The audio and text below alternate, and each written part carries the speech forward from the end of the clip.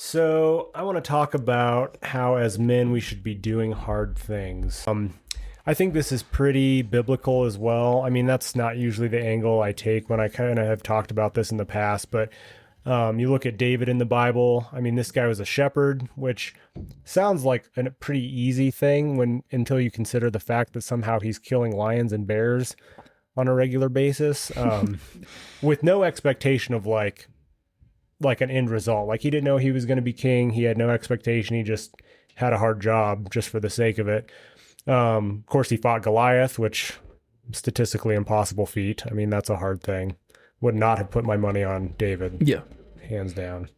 In Psalms 119, he says he was glad that he was afflicted so that he could learn. Kind of supporting the fact that doing hard things teaches you things, and that's a good thing.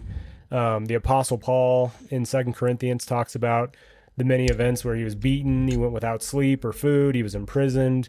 Talks about boasting in his weakness so that God's power will rest on him, which I think brings up a really good point that unless you do difficult things, you're never going to experience that weakness or discomfort where you're kind of forced to rely on God rather than your own strength.